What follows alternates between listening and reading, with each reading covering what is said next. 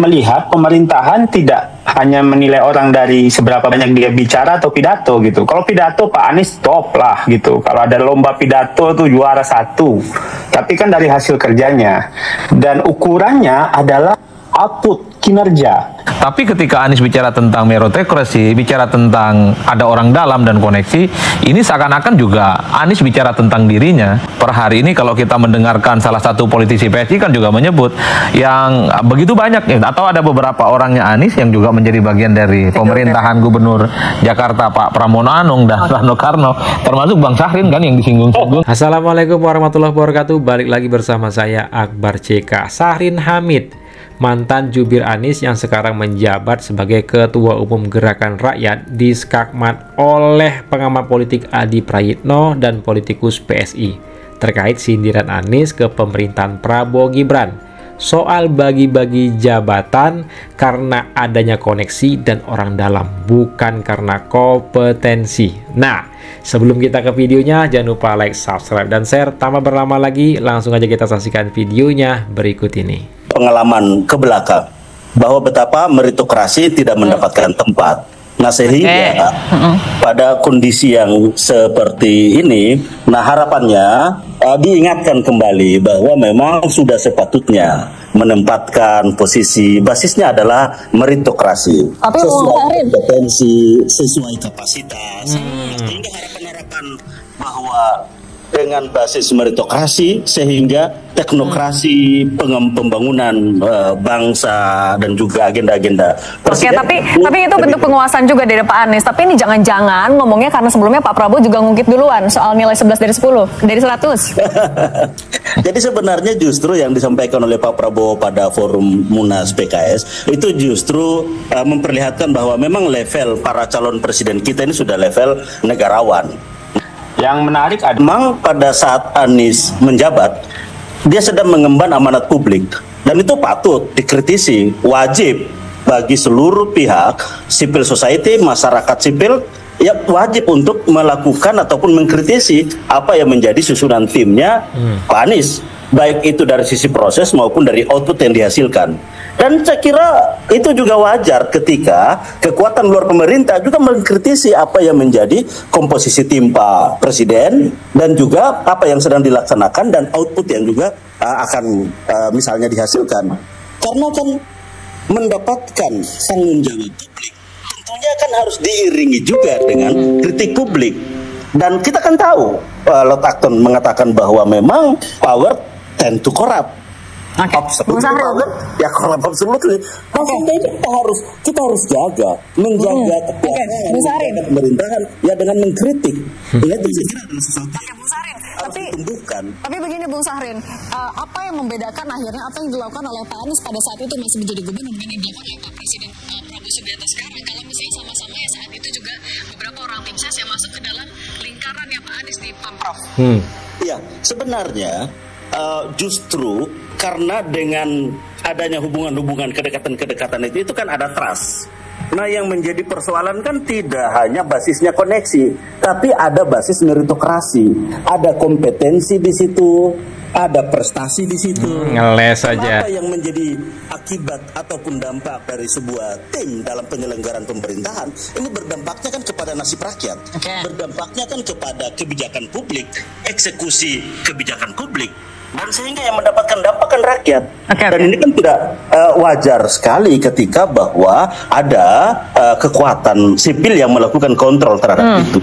Yang menarik adalah narasi meritokrasi bukan koneksi, tapi kami kira ini soal kolaborasi, Mbak Cindy. Bahwa memang pemerintah hari ini itu sedang menyiapkan lompatan, bukan nostalgia masa lalu. Karena meritokrasi itu bukan hanya sekedar slogan ya, kami kira. Karena kita melihat pemerintahan tidak hanya menilai orang dari seberapa banyak dia bicara atau pidato gitu. Kalau pidato Pak Anies top lah gitu. Kalau ada lomba pidato tuh juara 1. Tapi kan dari lomba pidato juara 1 Anies. hasil kerjanya. Dan ukurannya adalah output, kinerja. Siapa yang bisa eksekusi, siapa yang bisa selesaikan masalah. Kalaupun tidak bisa, ya kena evaluasi. Kita lihat udah sekitar 4 kali reshuffle.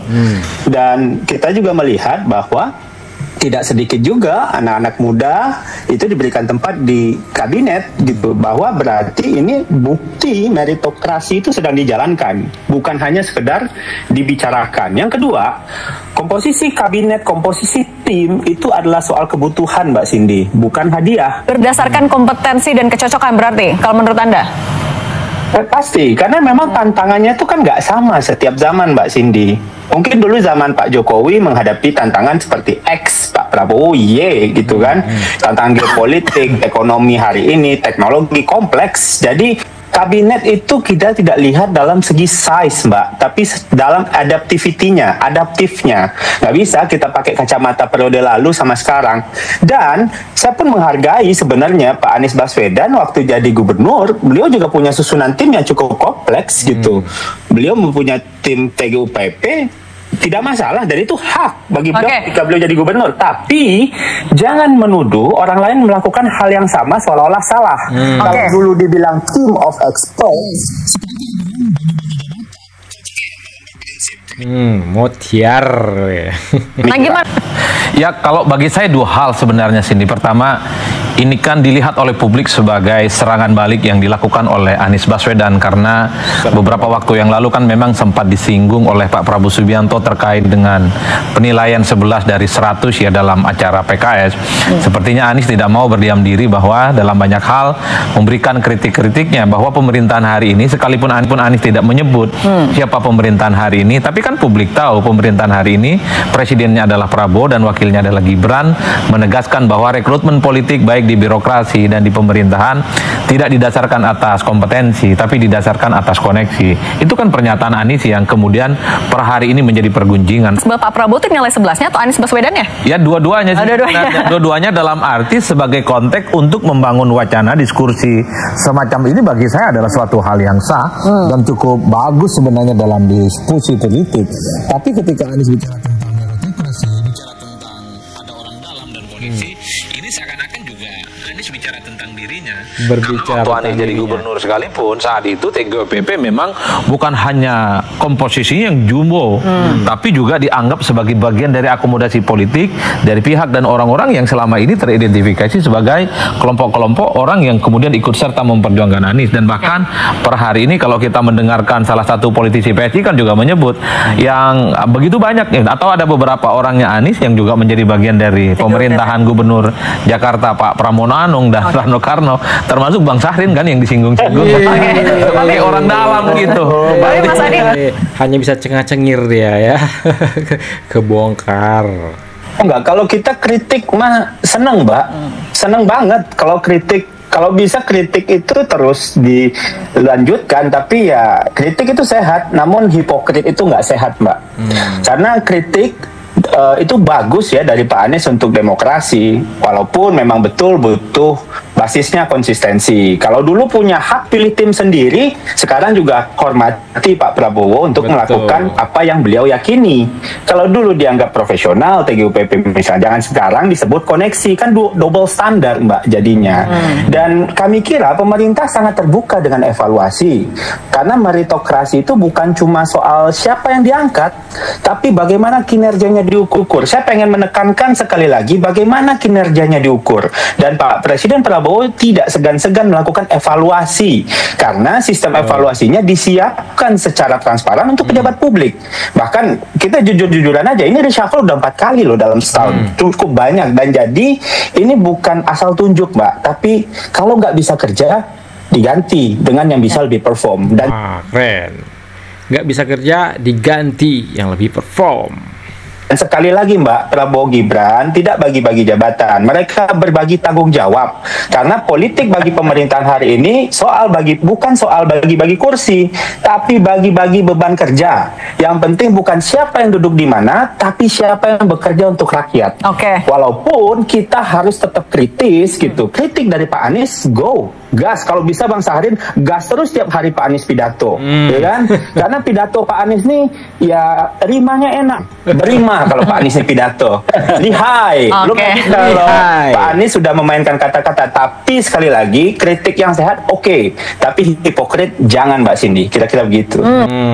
Ya mantap ya, cengar-cengir si Sahrin Hamid. Anies kalau lomba pidato juara 1, lihai kalau pidato. Tapi kerja belum tentu.